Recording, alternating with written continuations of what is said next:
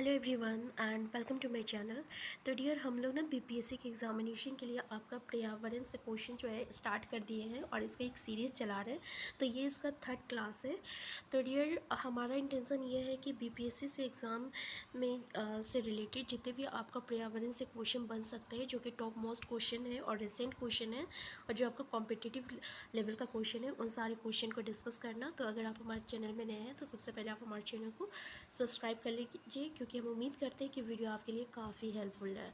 तो चलिए dear start करते हैं। पहला पॉइंट ये है कि हाल ही में पर्यावरण और वन मंत्रालय द्वारा भारत में वन क्षेत्र की स्थिति रिपोर्ट जो है 2021 70वीं जारी की गई है। तो डियर 2021 में कौन सा रिपोर्ट जारी की गई है? तो 70वीं जो है जारी की गई है, ठीक है ना। और ये रिपोर्ट जो है भारतीय वन सर्वेक्षण FCI द्वारा तैयार की गई है। FCI द्वारा 2 वर्षों के अंतराल पर वन स्थिति रिपोर्ट जो है प्रकाशित किया जाता है। पहला वन रिपोर्ट जो है 1987 में जारी किया गया था। ये इंपॉर्टेंट है, याद रखिएगा कि पहला वन रिपोर्ट जो है 1987 में जारी किया गया था और FCI द्वारा आपका 2 वर्षों के अंतराल में वन स्थिति रिपोर्ट जो है प्रकाशित की जाती है, ठीक है। ये दोनों इंपॉर्टेंट पॉइंट है। नेक्स्ट पॉइंट ये है कि बाल अभ्यारण्य में वन क्षेत्र जो है देख लीजिए कितना है आपका 55,667.27 किलोमीटर स्क्वायर है, जो देश के कुल वन क्षेत्र का कितना प्रतिशत है? 7.8% है। और टाइगर रिजर्व के कुल क्षेत्रफल का कितना है?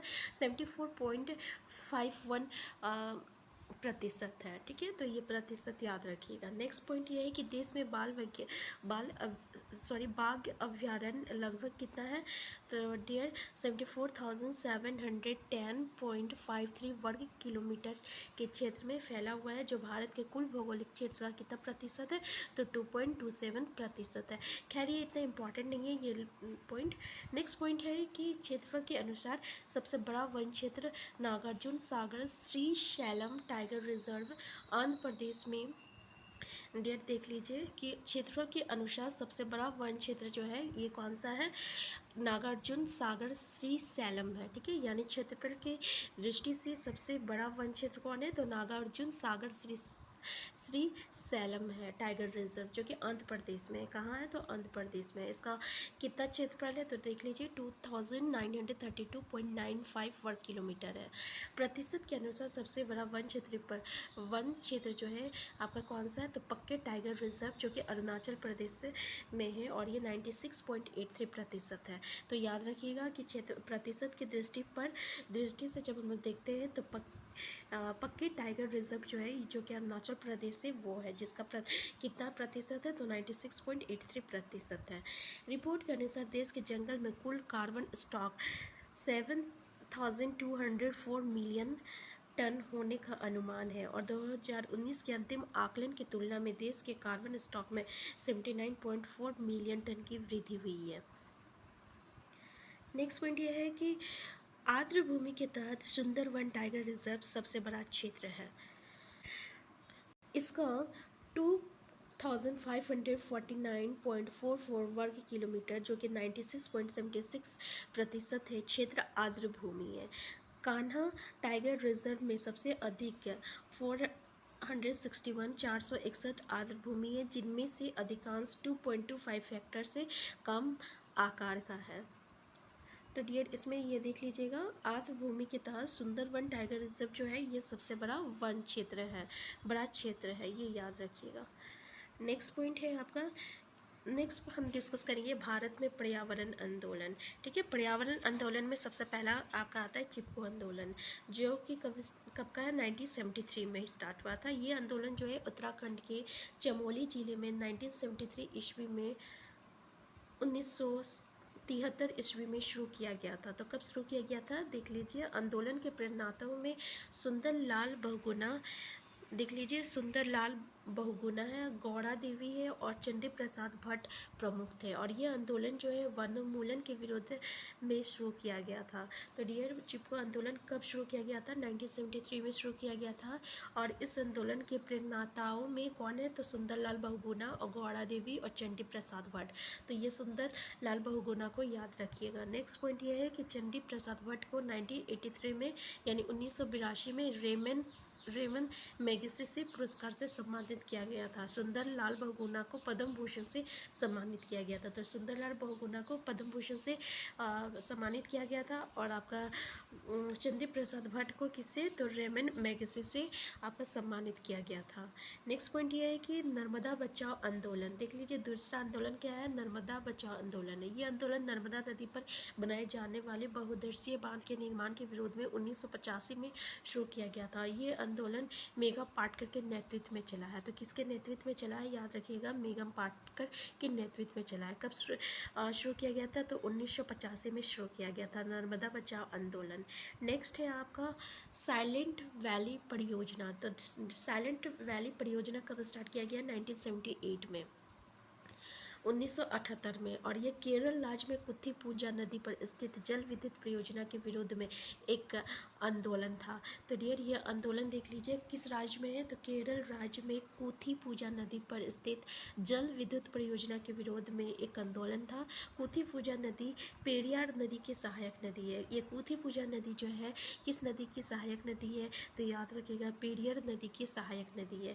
तो यहाँ पे हम लोग क्या पढ़े कि ये जो साइलेंट वैली परियोजना है 1978 में आपका शुरू किया गया था। और ये केरल राज्य में कुत्थीपूजा नदी पर स्थित जल विद्युत परियोजना के विरोध में एक आंदोलन था। और ये जो कुत्थीपूजा नदी जो है ये परियर नदी का एक सहायक नदी है। ये स्थल जो है सदा बदार वनों से आच्छादित था। परियोजना के निर्माण से जैव विविधता बड़े पैमाने पर प्रभावित हो सकती थी। यहाँ कई दुर्लभ प्रजातियों के जंतु व वन वनस्पति पाए जाते थे। देख लीजिए नेक्स्ट पॉइंट है आपका टिहरी बांध परियोजना के विरोध आंदोलन। तो टिहरी बांध परियोजना के विरोध आंदोलन, टिहरी बांध यानी टिहरी वन विद्युत परियोजना का मुख्य बांध है। और ये प्रमुख जल विद्युत शक्ति परियोजना भारत में उत्तराखंड राज्य के टिहरी में स्थित है। तो ये कहाँ है आपका, टिहरी उत्तराखंड राज्य में टिहरी में स्थित है। ठीक है, इस आंदोलन की शुरुआत जो है 1986 में सुंदरलाल बहुगुणा के द्वारा किया गया था। यानी टिहरी बांध परियोजना के विरुद्ध जो आंदोलन हुआ था, कब शुरुआत हुआ था, 1986 में, और सुंदरलाल बहुगुणा के द्वारा किया गया था। ठीक है, नेक्स्ट है आपका एपिको आंदोलन। एपिको आंदोलन जो है ये आंदोलन एक युवक मंडली के प्रतिनिधि के द्वारा 1983 में शुरू किया गया था। कब शुरू किया गया था, 1983 में शुरू किया गया था। और ये दक्षिण पूर्व भारत में पश्चिमी घाट को बचाने के लिए शुरू किया गया था। इसी स्थानीय भाषा में एपिको चालुवासी के रूप में जाना जाता है। यानी इसको स्थानीय भाषा में किस नाम से जाना जाता है, तो एपिको चालुवासी के रूप में जाना जाता है। नेक्स्ट है आपका भारत के प्रमुख पर्यावरण विद सुंदरलाल बहुगुणा। देख लीजिए सुंदरलाल बहुगुणा चिपको आंदोलन के प्रेरणेता और महात्मा गांधी के दर्शन सत्य और अहिंसा के अनुयायी थे। वो 1970 के दशक में चिपको आंदोलन के सदस्य के रूप में पहले तो हिमालय के वनों में संरक्षण के लिए लड़े और बाद में 1980 के दशक से 2004 तक टिहरी बांध आंदोलन के विरोध में शामिल हो गए। तो इसके बारे में जान लीजिए। सुंदर बहुगुणा चिपको आंदोलन सबसे इम्पोर्टेंट तो ये है, चिपको आंदोलन कब स्टार्ट किया गया था, और ये जो है टिहरी बांध आंदोलन के भी आंदोलन में भी शामिल थे। ठीक है, ये दो इम्पॉर्टेंट है। नेक्स्ट पॉइंट ये है कि 26 जनवरी 2009 को भारत के दूसरे सर्वोच्च नारी सम्मान पद्म भूषण से सम्मानित किया गया था। इसको 26 जनवरी 2009 में आपका सर्वोत्तम नागरिक सम्मान पद्म भूषण से सम्मानित किया गया था। कब सम्मानित किया गया था, 26 जनवरी 2009 में। नेक्स्ट है आपका चंडी प्रसाद भट्ट। भारतीय गांधीवादी पर्यावरणविद चंडी प्रसाद भट्ट ने 1964 ईस्वी में गोपेश्वर के दसोली ग्राम स्वराज्य संघ की स्थापना की, जो बाद में चिपको का मातृ संगठन बन गया। ठीक है, तो देख लीजिए ईस्वी में इसमें क्या है, नेक्स्ट पॉइंट ये है कि चिपको आंदोलन के अग्रदूत चंडी प्रसाद भट्ट को सामुदायिक नेतृत्व के लिए 1982 ईस्वी में रेमने मैगसेसे पुरस्कार एवं 2005 में पद्म भूषण से सम्मानित किया गया। 2013 में इन्हें गांधी शांति पुरस्कार से सम्मानित किया गया।